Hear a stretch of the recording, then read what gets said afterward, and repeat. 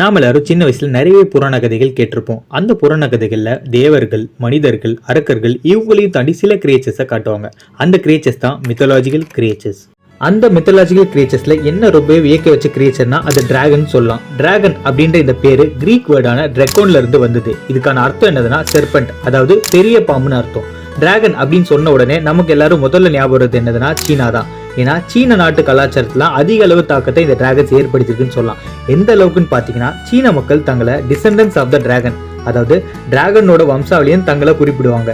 அந்த அளவுக்கு டிராகன் சீன மக்களோட இணைஞ்சிருக்கு. அது மட்டும் இல்லாம சீன மக்கள் தங்களோட பண்டைய கால அரசர்களை சன் ஆஃப் டிராகன்ஸ்னும் அந்த அரசர்கள் அமர்ற சிம்மாசனத்தை டிராகன் த்ரோன்ஸ்னு கூப்பிடுவாங்க.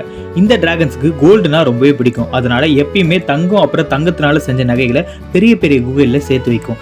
சீன கலாச்சாரத்துல இருக்கிற டிராகன்ஸ்னால மலையை கூட வர வைக்க முடியும்னு சில குறிப்புகள் கூட இருக்கு.